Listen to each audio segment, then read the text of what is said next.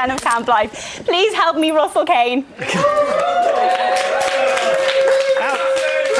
How desperate does a girl have to be to say, please help me, Russell Kane? My favourite quote of the day so far: all you've got to do is hold it in your mouth for 20 seconds. Oh, God, yeah, I'll put it in my mouth and yeah. Did you see? She wasn't much better on Elevator. I think she did better than Elevator. Do you think, guys? She didn't even know what Elevator was. I think it might be like hell in an elevator. Hold on. Potato Prince and Fuzzy Felt. Right? Was anyone else surprised when Uncle Pat chose Emily and Jessica Jane for his team? What a shock that was, wasn't it? Come over to Uncle Pat. Think of me as Tarzan checking out Jane. Do you like swinging on that, do you? Just join Uncle Pat for the fun and games. Pat, what was that? Just my gunk tank, babe. Oh, it's pretty cool seeing Harold Bishop do that torturous quiz, wasn't it? Did you see poor Anthony? That wasn't him being electrocuted, that was just him watching Mark cook rice. My portions are ruined, I need to lay in a darkened room and listen to me Liza Minnelli.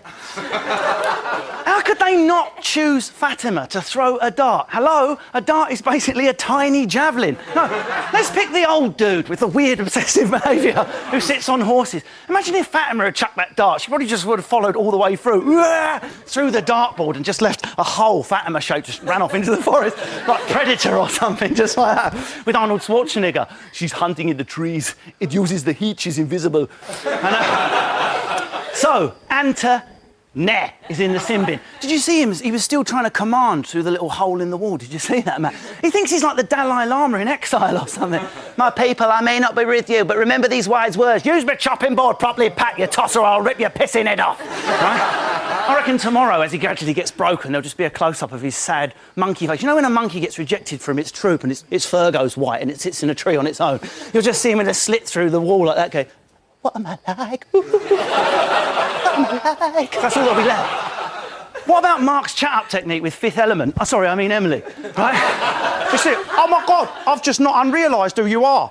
Right? He was so unashamed. You're the girl from the mags I used to knock one out over when I was having my shepherd's pie. I knew it. Right?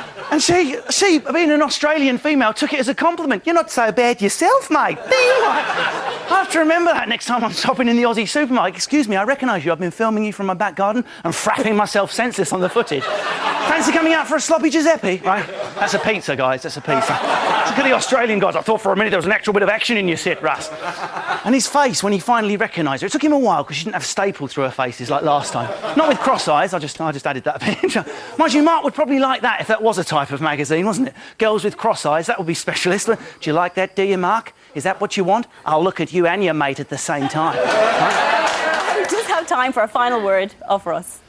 Oh, please, please, please, let this be the year when love blooms. We can mock Mark and his Essex ways, but love is love. I know, ladies, I know. Falling for a woman because you once saw her semi-clad in a magazine is hardly the height of romance. But once love begins, it ascends to the same lofty place, regardless of where it started. I mean, we can... That's Whitmore, isn't it? Laura, were you on the front page of FHM in September? No comment. So that's it for today, and what a day it's been. Tune in for Ant on Deck tomorrow night. What are you doing? On ITV1 at 9 before flipping over to us on ITV2 at 10 p.m.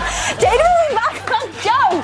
Jada will be back alongside Joe, Russell and myself. Plus we have a new panellist joining us straight talking. Funny man Ian Lee will be here to discuss all of the day's revelations in camp. Until then, goodbye. I'm going to kill you.